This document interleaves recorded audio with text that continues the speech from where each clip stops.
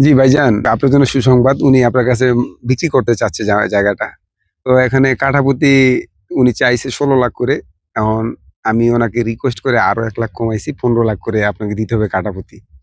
আ কাগজ পেপার সব ঠিক আছে তো? কাগজপত্র 100% ঠিক। কাগজপত্র নিয়ে টেনশন করতে হবে না আপনাকে। আমার ২০ কাঠা প্রয়োজন, ২০ কাঠা হ্যাঁ, আমাকে ২০ বুঝায় দেওয়া কাঠা যাবে? অবশ্যই দেব। যদি ২০ কাঠা আমাদের নদী কয়দিন আগে ভাঙানো গেছে, আমি আবারও বলি, নদী যদি সমস্যা হয়, নদী আবার বাঁধ দিয়ে আমরা এটা পরিপূর্ণ করে দিব। আমার মনে হচ্ছে ২০ কাঠা হবে না, আমি ২০ কাঠা বুঝে পেলেই হলো, হ্যাঁ, হ্যাঁ? অবশ্যই আপনি মেপে অবশ্যই ২০ কাঠা নিবেন। সেটা আমরা আপনাকে মেপে বুঝিয়ে দিব। সমস্যা নাই, আমি ১৫ লাখ হলে ১৫ লাখই দিতে ইচ্ছুক। আচ্ছা, ঠিক আছে। আচ্ছা, এটা স্টপ করেন। এখন আব্দুর রহমান, এলাকায় জায়গা তুমি বিক্রি করবা লাগছে, বাইরে থেকে লোকে জায়গা তুমি কিনতেছে, কোনো খোঁজ খবর রাখো নি? ভাই আমার একটু তো খোঁজ খবর আমাদের একটু স্লো মোশন হয়ে গেছিল। আমরা ওরকম কোনো খোঁজ খবর রাখতে পারি নাই। খুবই দুঃখিত। কিন্তু দেখতেছি যে সামনে একটা সম্ভবত জায়গা বিক্রি হইতেছে। এখন দেখি মিয়া যে ওনাদের সাথে কথা বলে আমরা কোনো একটা কিছু করা যায় কিনা। খোঁজ খবর তো রাখতে হবে মিয়া, তোমাকে চালাইতে হয়, পোলাপান চালাইতে হয়। এখন ধরো টাকা পয়সা কেমনে কি করবা, তোমাদের তো চালাইতে হয় নাকি? ধরো একটা ব্যবস্থা করো। ঠিক আছে ভাইজান, অসুবিধা নাই। আমি যাইতেছি, গিয়ে ওনার সাথে কথা বলে আমি আপনাকে জানাইতেছি ভাই। ও আচ্ছা, যাও, ঠিক আছে, কোনো সমস্যা হলে আমারে ফোন দিও। ঠিক আছে ভাইয়া। ঠিক আছে ভাইজান।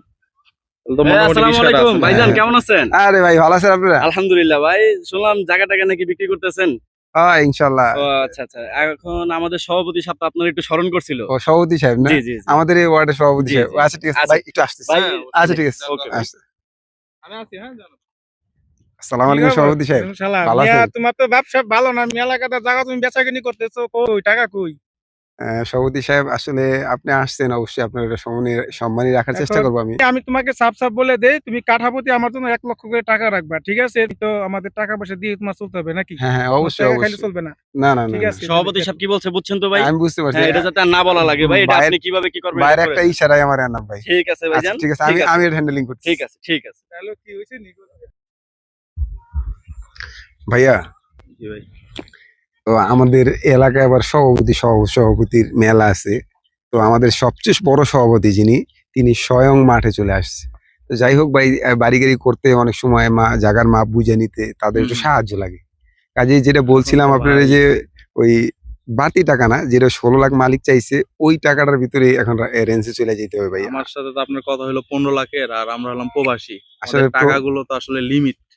আমরা কষ্ট করে বাইরে থেকে এভিডেন্স নিয়ে আইসা একটা এই জায়গাটা চয়েস হিসেবে বিধায় আপনার সাথে এত কথা। না, ঠিক আছে, এখন আপনার আপনি চয়েস যদি হইছে ১৬ লাখই বলেন, আমি এইখানে। ১৬ লাখই নিতে কারণ বাধ্য। এইখানে সভাপতির সভাপতি উনি। ওনার দায়িত্ব কিন্তু ছোটখাটো না। এই যে দেখুন, এখানে সিগন্যাল ক্লিয়ার, ওই যে ব্রিজ করতে কিন্তু ওনারাই সহযোগিতা করে। আমাদের এমপি মন্ত্রী তাদেরকে কিন্তু তারাই দাওয়াত করে এলাকায় এনে এই কাজগুলো করে। কাজেই তাদের কিন্তু একটা খরচ আছে।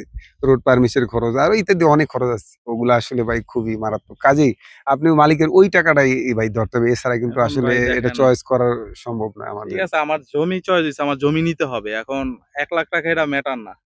তো ১ লাখ টাকা আবার কমও না। ১ লাখ করে ২০ কাঠা জমিতে ২০ লাখ টাকা বেশি। একটু কম-টম করা যায় কিনা আপনি এটা একটু দেখেন। আমার জমি খুব চয়েস হইছে। আমি জমিটা নিতে চাই। আচ্ছা, ঠিক আছে ভাইজান। এটা আমি দেখবো ইনশাল্লাহ।